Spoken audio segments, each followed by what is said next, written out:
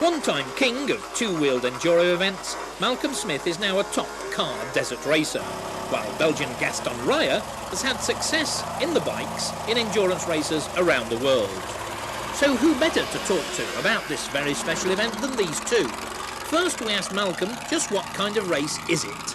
Well, it's such a long race, and it's just a flat race, not a rally or anything, and it starts off from the start, and hopefully you don't get out of the car until the finish. And I figure the winner will be 17 or 18 hours, and it's dirt roads most of the time, sand washes, cross-country, and a little bit of paved roads through villages too. What your vehicle you've got here, they look terribly strange to anybody in Europe. Can you explain to us a little bit about it? Well, it's made with long travel suspension. It has like 22 inches of rear wheel travel when it hits a bump, and real nice suspension, real solid built car, so it won't tear up. And it has a Renault V6 aluminum engine in it, and a 5-speed Hewland transmission. The cars cost about $45,000 to build a buggy like this. So it's not a very cheap sport. No, it's definitely not just a sand buggy. No. What sort of competition do you have here? We've seen the Toyotas, they look pretty well organized. Well, the Toyotas are a lot of the competition, then there's a lot of the single-seaters where only one guy rides in the car that are real good. Larry Ragland, and there's a few others, Mike Lund and McMillan's in Porsche-powered two-seaters. And then there's all the pickup trucks, which go real well in the Baja race. What about the dangers of a race like this through day and night? Well, it's the cars are fairly sound. I mean, we have big roll bars and cages inside the car and belts, but there's still some danger. Just washouts, flash floods, cows walking in front of you, horses. A friend of mine hit a horse down here yesterday and tore his truck all up. And 822 miles in really very difficult terrain. I mean, if you get lost or anything, I see you don't have any compasses. No, we don't, and you do get lost sometimes. But like if you took a Land Rover and drove around this course, it would take probably about 45 hours. That tells you how rough it really is. So plenty of exciting action for us. Yes, I hope so. Best of luck, Malcolm. Thank you. Thank you. 661 is Californian Randy Morales on another Honda. Then it's the turn of Tom Kelly, yet another Californian, on the first of two factory BMWs. From Japan, Shigure Makana with a Yamaha. Pre-race favourite Dan Ashcroft, a two-time winner of the big bike class on his Husky.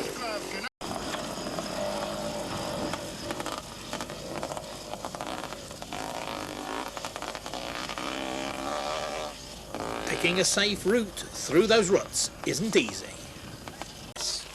And here's a bike without a rider, as the local youngsters join in the action. Ah, here's the plucky competitor. What's the problem? Ran out of gas. Ran out of fuel. Well, there's a thing. Thirsty work for men and machines. Tim Morton on the Husqvarna was yet another to hit problems in the second half of the race.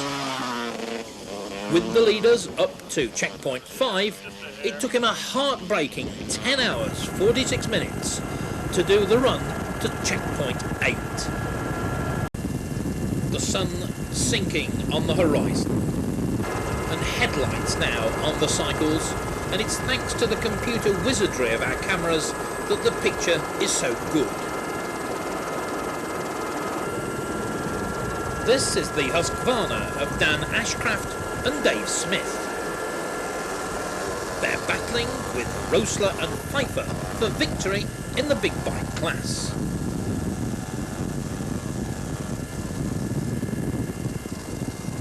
The Swedish two-stroke machine leaps from bump to bump along the dusty trail.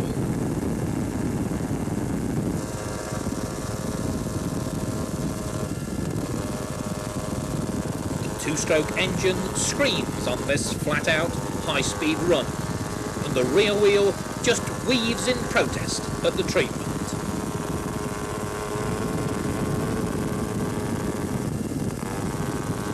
But for all this high-speed activity, the Husqvarna is soon to break, putting them out of the running.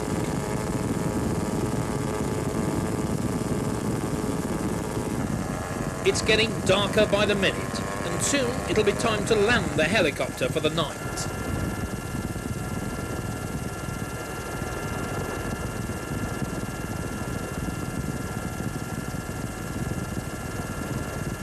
But there's still time left to follow the progress of Larry Roessler and Kurt Pfeiffer. They're battling with Ashcroft and Smith for the lead at this point, but trailing by 5 minutes or so. The headlight shines on the track to show just how dark it's getting as Pfeiffer winds on the pound.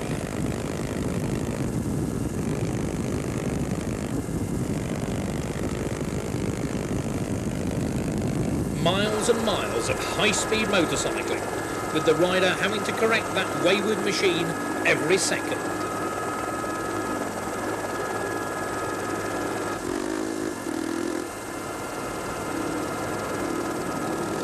Pfeiffer determined to cut back that margin.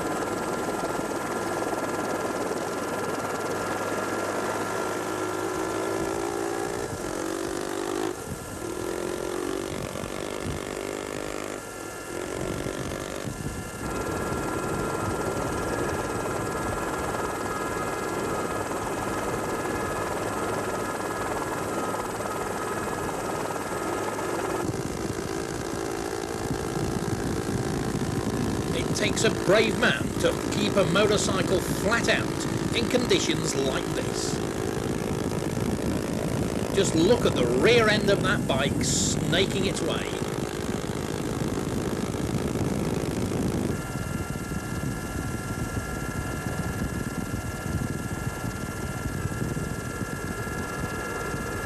Dusk and time to put the helicopter down. And the helicopter is about to land as Pfeiffer heads to a welcome service stop.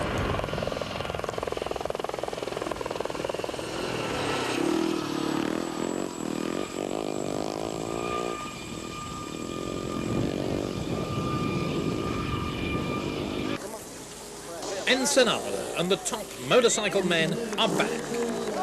This is 665, the Honda, Randy Morales and Derek Payment. A good ride, but they've been pipped home by Larry Roessler and Kurt Pfeiffer. Roessler's friends and family congratulate their man. It's been a hard day's night. Leaders early on, they'd seen the lead slip away to Ashcroft and Smith, till those rivals went out with engine failure.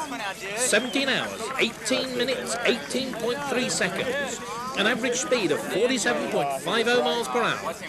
We asked a cheerful Larry Roessler how he felt after the ordeal. Actually, I feel pretty good. A little tired. My butt's a little sore. It's a long ride, but Kurt and I had a real good ride today. It was.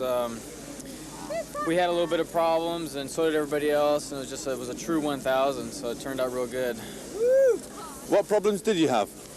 We had to change the front brake assembly, the disc brake, and we changed that. That was basically our only problems. We changed like 3 wheels, and I think a couple air cleaners, and that was all. But the brake was the main problem. I came into Santa Maria but with about a 2-minute lead, and then at one time all 4 bikes, a BMW, a Honda, and 2 Huskies were in the pit at the same time, and we just got out in front of them. And with no front brake, Kurt had a little bit of a hard time. So we fixed the brake, and then we were in third. But that was like at the halfway point, so still had a long ways to go.